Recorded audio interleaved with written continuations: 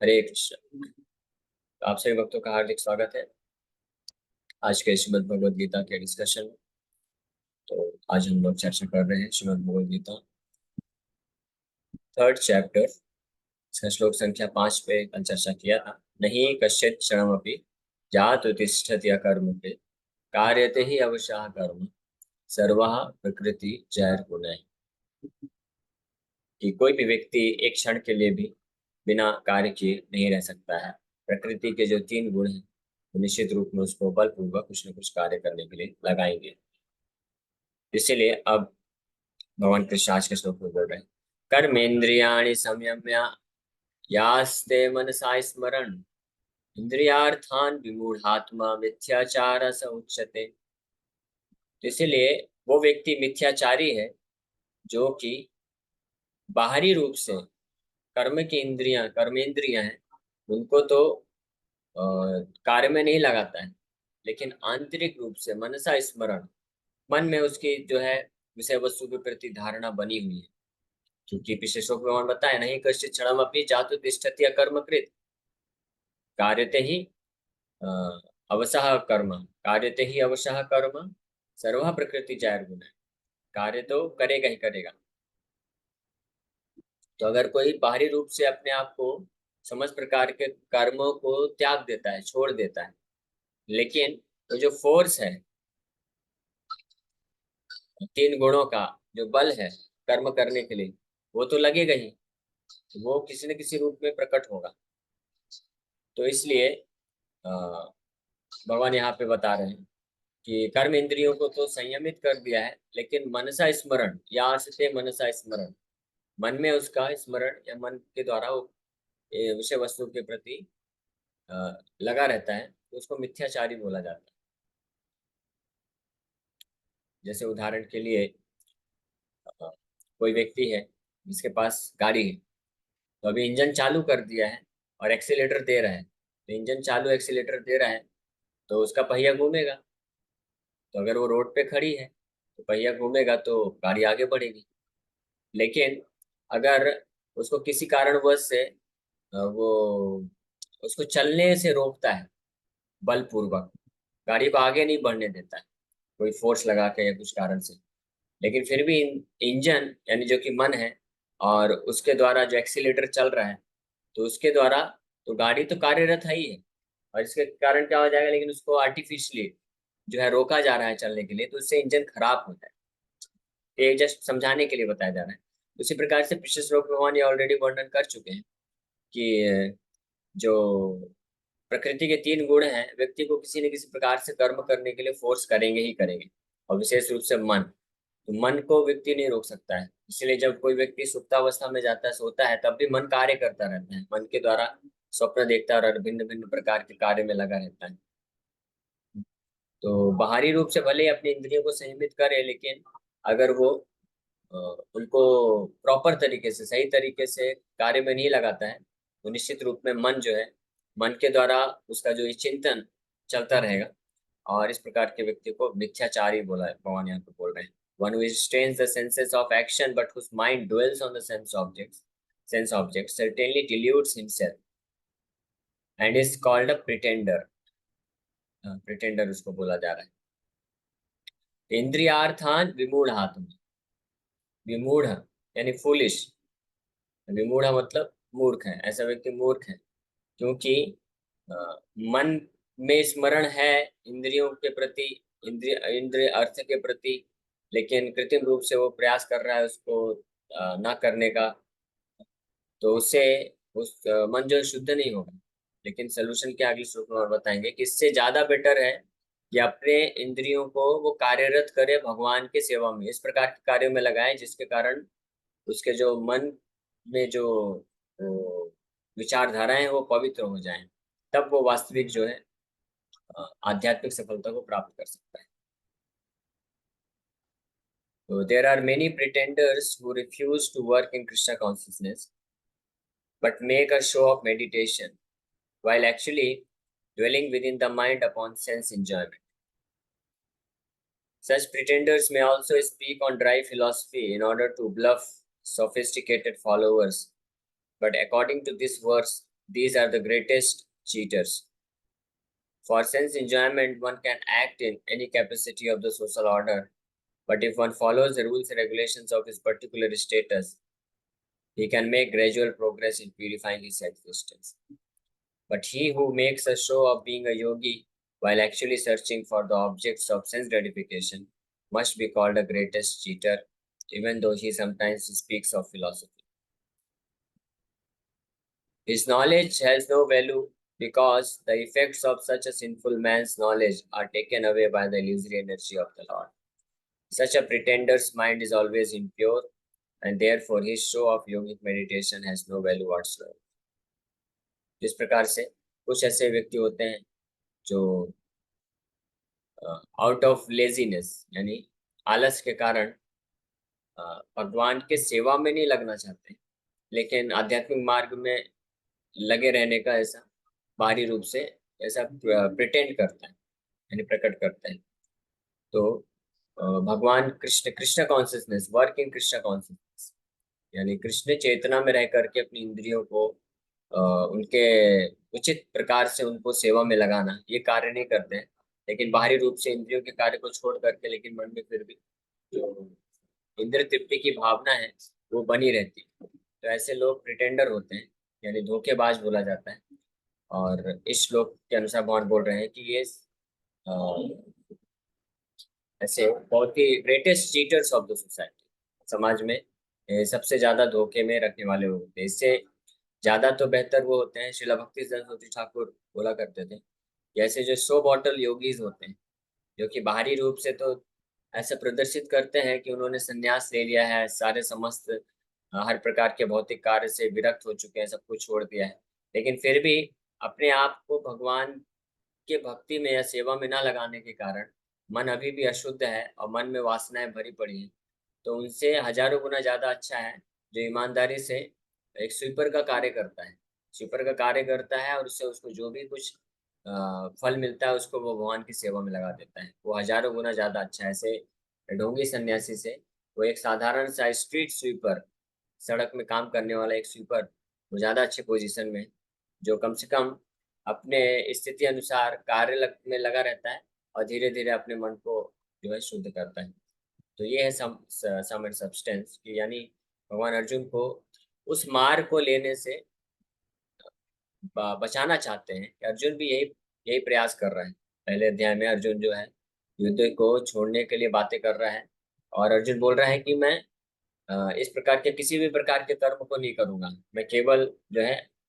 सब कुछ छोड़ करके संन्यास ले लूंगा और केवल आपका भजन करूंगा। लेकिन भगवान बोल रहे हैं वो नहीं हो सकता है, तुम्हारा भी वो योग्यता नहीं है। तुम्हारा योग्यता है, तुम क्षत्रिय हो, कर्म प्रधान हो और तुमको वर करना है। तो अगर तुम ये नहीं करोगे तो मन में विषय वासनाएं बनी रहेंगी, तुम्हारा भजन पे मन लगेगा नहीं और तुम फिर कुछ ना कुछ गड़बड़ करोगे। तो इससे अच्छा है कि तुम अपने जो ये क्षत्रिय होने के कारण जो रजोगुण है उसको अपने इंद्रियों को प्रॉपर तरीके से, जैसे मैं डायरेक्शन दे रहा हूँ उस हिसाब से सेवा में लगाओ और इंद्रियों को शुद्ध करो। तो ये ज्यादा अच्छा है। और इसलिए इस श्लोक में भगवान बोल रहे हैं कि जो इस प्रकार से कृत्रिम रूप से कार्य को त्याग देते हैं, कर्म को त्याग देते हैं, कर्मयोग नहीं करते हैं, तो वो विमूढ़ आत्मा होते हैं और मिथ्याचारी बोला जाता है उनको, जिनके मन में स्मरण बना रहता है। यहाँ पे एक विशेष ध्यान देने वाली बात यह है कि ऐसे व्यक्ति या ऐसे भक्त बोल सकते हैं जो कि भौतिक कार्यकलापों को त्याग देते हैं भगवान के सेवा के हेतु। तो भौतिक कार्यकलापों को त्यागते हैं लेकिन अभी भी मन में वासनाएं तो रहती है,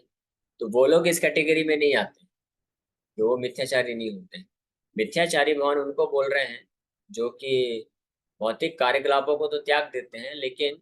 वो साथ ही साथ में भगवान का किसी प्रकार की सेवा में नहीं जुड़ते। वो केवल बस एक सन्यासी या भौतिक कार्यकलापों को त्याग करने का ढोंग करते हैं और उसका गलत इस्तेमाल करके इंद्रिय भोग करना चाहते हैं, तो उनको मिथ्याचारी बोला जाता है। लेकिन ऐसे भक्त जो समस्त प्रकार के भौतिक कार्यकलापों को त्याग करके अपने आप को भगवान के सेवा में समर्पित करते हैं, इस भाव से कार्यरत रहते हैं, सेवा करते हैं,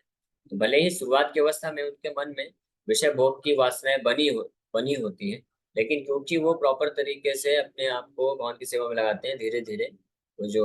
उनका इंद्र तृप्ति की भावना है वो शुद्ध हो जाती है और वो परफेक्ट स्टेज को प्राप्त करते हैं। तो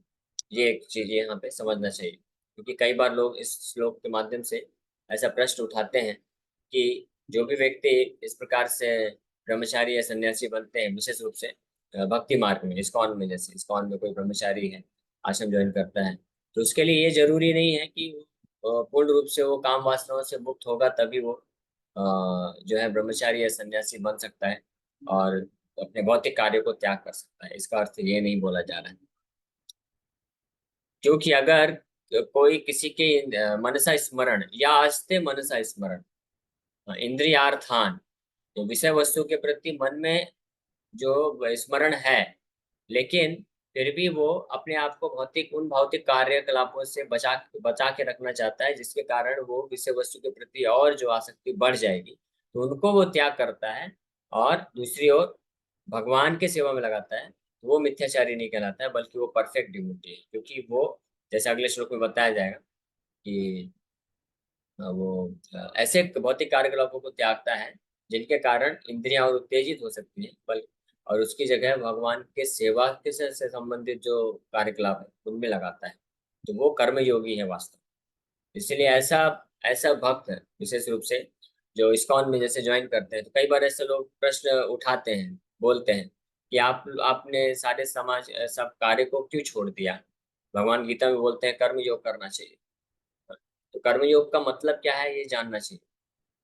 बल्कि जो पूर्ण रूप से भौतिक कार्यों को छोड़ देते हैं और केवल भगवान की सेवा में लगते हैं, तो वो परफेक्ट कर्मयोगी हैं। क्यों? क्योंकि कर्मयोग का डेफिनेशन है कि भगवान, अपनी इंद्रियों को भगवान की सेवा में लगाना, उसको कर्मयोग बोलते हैं। अब वो अलग अलग तरीके से किया जाता है, तो सर्वश्रेष्ठ तरीका है कि अपनी समस्त इंद्रियों को हमेशा के लिए, पूरे 24/7 जो भगवान के सेवा के लिए यूज करता है, वो परफेक्ट कर्मी होगी। फिर इसका सेकंड जो बेस्ट है वो ये है कि किसी कारणवश कोई व्यक्ति है जो हर समय अपने हर इंद्रियों को भगवान के सेवा के लिए नहीं इस्तेमाल कर सकता है, उसको कुछ भौतिक जगत में भी भौतिक कार्यकलाप भी करना होता है, पैसे कमाना है, धंधा करना है, जॉब करना है, तो ऐसा व्यक्ति भी भौतिक कार्यकलाप अगर कर रहा है, तो अगर उसके पीछे उसका चेतना ये है कि इसको करके मैं अपना तथा अपने परिवार वालों का जो भौतिक तरीके से पालन पोषण करके करता हूँ, ताकि वो लोग भगवान की भक्ति में आगे बढ़ सके, और साथ ही साथ में जो भौतिक कर्तव्य करता है, कर्म करता है, उससे जो फल आता है, उसका कुछ भाग वो भगवान की सेवा के लिए इस्तेमाल करता है, तो वो भी एक प्रकार का, वो भी कर्मयोगी होता है, और ऐसा भी व्यक्ति धीरे धीरे भक्ति में एडवांस करता है। तो इस श्लोक को इस प्रकार से को समझना चाहिए, ताकि कोई कंफ्यूजन हो। अब अगले श्लोक में भगवान वही दूसरी ओर बता रहे हैं, इसका विपरीत, कि यस्तु इंद्रियाणि मनसा नियम्य आरभते अर्जुन, कर्मेंद्रिय कर्मयोगम असक्ता सा विशिष्यते। On the other hand, if a sincere person tries to control the active senses by the mind and begins Karma Yoga means in Krishna consciousness, without attachment, he is by far superior. वहीं दूसरी ओर पहला case भगवान क्या बताया कि अर्जुन, ऐसा व्यक्ति जो भौतिक कार्यों को तो छोड़ देता है, अपने कर्तव्यों को छोड़ देता है, लेकिन वो आध्यात्मिक रूप से वो कर्मयोग में नहीं लगाता है अपनी इंद्रियों को, और मन में उसका स्मरण जो है भौतिक वो वासनाओं को भोग करने के लिए बना रहता है, तो वो प्रिटेंडर है, वो चीटर है, वो धोखेबाज है, क्योंकि वास्तव में बाहरी रूप से तो वो इनएक्टिव दिखता है, बट अंदर ही अंदर वो जो है ऐसे भोग की वासनाओं में लिप्त हो जाता है। और कालांतर में पाया जाता है कि ऐसे जो तथाकथित सन्यासी या स्वामी जो होते हैं, जो भौतिक कार्यों को छोड़ देते हैं और लेकिन अपने आप को भगवान की भक्ति में कार्यों में नहीं लगाते, तो निश्चित रूप से मन के विषय वासनाओं में फंस करके वो कुछ न कुछ पाप कर्मों में लगा देते हैं। जैसे या तो नशा करते हैं, अवैध संबंध रखते हैं, और अन्य अन्य प्रकार के जो चीजें हैं उसमें वो फंस जाते हैं, तो वो भगवान अर्जुन को करने से मना कर रहे हैं। लेकिन इस श्लोक में, 7वें नंबर श्लोक में, भगवान उल्टा क्या रिकमेंड कर रहे हैं अर्जुन को, यस्तु इंद्रियाणि मनसा नियम्य अर्भते अर्जुना, लेकिन जो अपनी इंद्रियों को मन के द्वारा कंट्रोल करता है, नियम्य मतलब रेगुलेट करता है, यानी मनमाने ढंग से उसको जैसा इच्छा हुआ हर प्रकार के भौतिक कार्यों में नहीं लगाता है। नियम अर्भते अर्जुना कर्म इंद्रिय, अपने कर्म इंद्रियों के द्वारा कर्म योग में लगाता है। कर्म योग मतलब भगवान के डिवोशन भक्ति में लगाता है, भक्ति योग में लगाता है। और असक्ता, किस किस किस तरीके से असक्ता, मतलब विदाउट अटैचमेंट, बिना किसी आसक्ति से। तो हालांकि वो कार्य करता है संसार में, अपनी इंद्रियों का इस्तेमाल करके भिन्न भिन्न प्रकार के कार्य करता है भगवान की सेवा के लिए, या कोई अन्य भौतिक कर्तव्य का पालन भी करता है, लेकिन उसका फल जो है भगवान को अर्पण करना चाहता है। और इस कार्य को करने के दौरान वो असक्ता, मतलब उससे अटैच नहीं हो जाता है, आसक्त नहीं हो जाता है। तो स विशिष्यते, ऐसा व्यक्ति विशिष्यते is by far the better, ये कई कई गुना ज्यादा अच्छा है उस व्यक्ति से, उस मिथ्याचारी से, जो कि भौतिक कर्तव्यों को त्याग देता है लेकिन मन में अपने इंद्रियों के प्रति वासनाएं बना के रखता है, फिर कालांतर में जो है उन इंद्रियों के वशीभूत हो जाता है। Instead of becoming a pseudo transcendentalist for the sake of wanton living and sense enjoyment, it is far better to remain in one's own business and execute the purpose of life, which is to get free from material bondage and enter into the kingdom of God. ये इसके बजाय है कि कोई व्यक्ति जो है छद्म आध्यात्मवादी बने, सूडो ट्रांसेंडेंटलिस्ट, यानी झूठा या ढोंगी साधु या सन्यासी बने अपने जीवन यापन करने के लिए या इंद्र तृप्ति करने के लिए, क्योंकि कुछ लोग होते ही हैं, वो लोग इसी उद्देश्य से ही संन्यास लेते हैं, इसी उद्देश्य से ही अपना सब घर बार छोड़ के चले जाते हैं तीर्थ स्थानों में, ताकि उनको मेहनत काम ना करना पड़े और दूसरों के पैसे पे वो अपना जीवन यापन कर सके और साथ ही साथ में इंद्र तृप्ति कर सके। तो उनसे ज्यादा ये इस प्रकार से धोखा देने वाले ऐसे अध्यात्मवादियों से ज्यादा अच्छा है कि व्यक्ति अपने ही घर गृहस्थी में, अपने ही जगह पे रहते हुए, अपने ही जो जिस भी परिस्थिति में है वो, तो वहां पे ईमानदारी से और जो अ, पाप रहित कार्य है, यानी पाप नहीं करना है, पाप रहित कार्य को करते हुए अपने जीवन का जो उद्देश्य है उसको पूर्ति करने के लिए, और उद्देश्य क्या है, इस भौतिक जगत से अपने आप को छुटकारा प्राप्त करना, भगवान के धाम को प्राप्त करना। इस विचारधारा से अपने स्थिति में रहते हुए, स्थाने स्थित श्रुतिगताम तनुवान मनोभी, यानी अपने स्थान में रहते हुए भगवान के द्वारा आदेश, भगवान के भक्तों के द्वारा के मार्गदर्शन में रहते हुए जो भक्ति योग में जुड़ता है, वो ही इज फार बेटर, वो कई गुना ज्यादा अच्छा है ऐसे जो छद्म अध्यात्मवादी हैं। कई बार ऐसा देखा जाता है, पाया जाता है कि कुछ लोग होते हैं जो कभी कभी कोई धाम में जाते हैं, विशेष रूप से वृंदावन धाम जाते हैं, और अचानक से उनको फिर जो है वो बहुत ज्यादा बहुत भावुक हो जाते हैं, और फिर वो सोचते हैं कि हमको सब कुछ छोड़ छाड़ के चले जाना चाहिए वृंदावन धाम में, और फिर वो उधर चले जाते हैं और इधर के अपने सारे भौतिक कर्तव्यों को भी छोड़ दिए, और उधर जाके फिर वो गलत चीजों में फंस जाते हैं, गलत संगति में फंसते हैं, और इस प्रकार के विषय भोगने में लग जाते हैं, वहां पे भगवान का भजन और भगवान का सेवा नहीं करते हैं। तो ऐसा जो चीज है व्यक्ति को और ज्यादा जो है पतन के मार्ग में लेके जाता है, और ज्यादा उसका नरक का रास्ता खुल जाता है। तो ऐसा कोई ना करे, इसके लिए भगवान ये यहाँ पे इन श्लोकों में इस सिद्धांत को बता रहे हैं कि कर्मयोग इसलिए बहुत महत्वपूर्ण अध्याय है। तो हालांकि जो लोग इस भगवद गीता को नहीं समझते हैं, नहीं पढ़ते हैं, तो वो इस प्रकार के डिसीजन लेते हैं कि भगवान को प्राप्त करने के लिए मुझे सब कुछ छोड़ छाड़ के भाग जाना चाहिए। तो वो जो अवस्था है, जिस अवस्था में व्यक्ति हर चीज को त्याग कर सकता है, वो शुद्धिकरण के पश्चात होता है। और त्यागना किस चीज को, ये भी मालूम होना चाहिए। हमको इस संसार को भोग करने की प्रवृत्ति को त्यागना है, इस संसार को नहीं त्यागना है, इस संसार के कार्यों को नहीं त्यागना है, या उन कार्यों को, उन भौतिक कार्यों को त्यागना होता है जो हमारे भक्तिमय जीवन में आगे बढ़ने के लिए अनफेवरेबल होते हैं, यानी जो अनुकूल नहीं है, प्रतिकूल है। तो प्रतिकूल कार्यों को, प्रतिकूल वस्तुओं को, प्रतिकूल स्थानों को त्यागना होता है। हाँ, और ना कि जो ऐसे ऐसी परिस्थिति, ऐसे कार्य, ऐसे वस्तु जो कि हम जिनका इस्तेमाल करके हम भगवान की भक्ति में आगे बढ़ सकते हैं, उनको नहीं त्यागना। तो जो इस प्रकार के अनुकूल स्थितियों को त्याग देते हैं उनको फल्गु वैरागी बोला जाता है, रूप गोस्वामी भक्ति रसामृत सिंधु में बताते हैं। और वास्तविक वैरागी जो है युक्त वैराग है। युक्त वैराग मतलब, युक्त मतलब आप जिस स्थिति में हैं वहां पे रहते हुए उन उस स्थिति को, उस इन्वायरमेंट को भगवान के साथ कैसे जोड़ दें, ये युक्त वैराग कहलाता है, और ये विशेष वैराग होता है। और ये बल्कि यही वास्तव में व्यक्ति को मदद करता है अपने जीवन के असली उद्देश्य को प्राप्त करने के लिए। स्वार्थ गति, अपने जीवन का असली उद्देश्य है भगवान को प्राप्त करना, भगवान के धाम को प्राप्त करना। तो इस प्रकार से ये ज्यादा सा विशिष्यते। यस्तु इंद्रियाणि मनसा नियम अर्पते अर्जुन, कर्म इंद्रिय कर्म योग असक्त सा विशिष्यते। The prime Swartha Gati or goal of self-interest is to reach Vishnu. The whole institution of Varna and Ashram is designed to help us reach this goal of life. A householder can also reach this destination by regulated service in Krishna consciousness. For self-realization, one can live a controlled life as prescribed in the Shastras and continue carrying out his business without attachment, and in that way make progress. इस प्रकार से आत्म साक्षात्कार को प्राप्त करने के लिए व्यक्ति शास्त्रों के नियम अनुसार, शास्त्रों के द्वारा निर्धारित दिशा निर्देश को प्राप्त करके और कंट्रोल्ड वे में, रेगुलेटेड वे में, यानी विधि विधानों का पालन करते हुए कृष्णा कॉन्शियसनेस पे, भगवत चेतना में रहते हुए अपने ही जिस भी स्थान पे है वहां पर रहते हुए कार्य कर सकता है बिना आसक्ति के, और इस प्रकार से वो प्रगति कर पाएगा।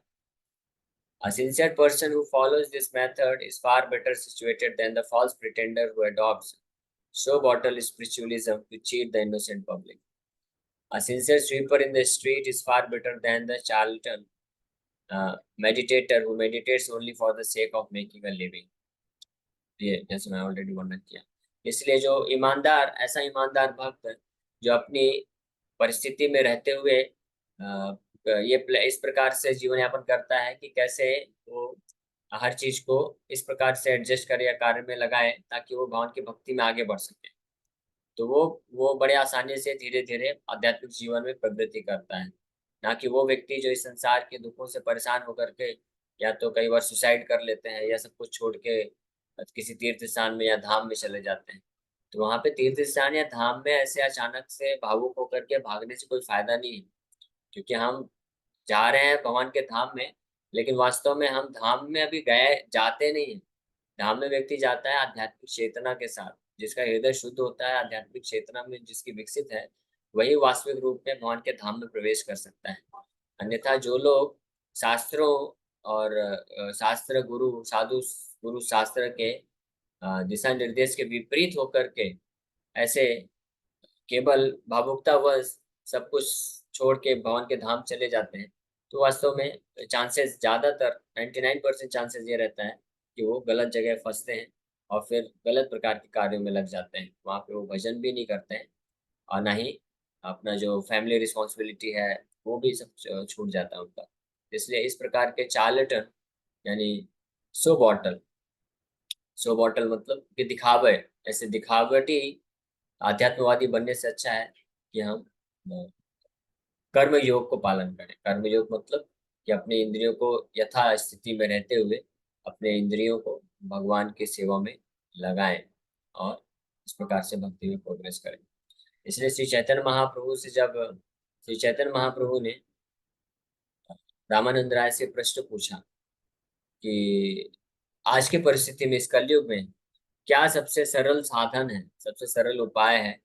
कि व्यक्ति भगवत प्राप्ति कर सके, भगवान कृष्ण के चरण कमल में प्राप्त कर सके। तो श्री चैतन्य रामानंद राय अलग अलग उत्तर देते हैं। पहले बोलते हैं वर्णाश्रम धर्म को अच्छे से कोई पालन करेगा तो हो सकता है, तो महाप्रभु उसको भी डिनाई कर दिए। वर्णाश्रम धर्म क्योंकि अभी है ही नहीं, किसी का स्पष्ट रूप में पता ही नहीं है कि कौन ब्राह्मण है, क्षत्रिय है, वैश्य है, शूद्र है, कि या तो गुण मैच नहीं करता या तो कर्म मैच नहीं करता। इस प्रकार से वर्णाश्रम धर्म के अनुसार भी कोई व्यक्ति स्थित नहीं हो सकता है। और दूसरा फिर रामानंद राय बोलते हैं सर्वधर्मान परित्यज्य, गीता में भगवान कृष्ण बोले सारे धर्मों को त्याग करके माम एकम शरणम व्रज, सब कुछ छोड़ के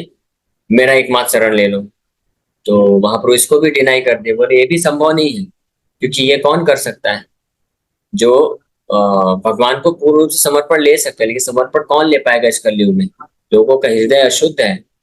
तो वो सब कुछ छोड़ के चले तो जाएंगे, लेकिन उधर जाके फिर भजन नहीं करने वाले, उधर जाके इंद्र तृप्ति में लग जाएंगे, गलत संगति में आ जाएंगे, तो ये भी सही नहीं। फिर जब फाइनली रामानंद राय बोलते हैं स्थाने स्थिता श्रुतिगताम तनुमान मनोभी, ये बहुत फेमस श्लोक है, भागवत का श्लोक है, इसको कोट करके बोलते हैं। स्थाने स्थिता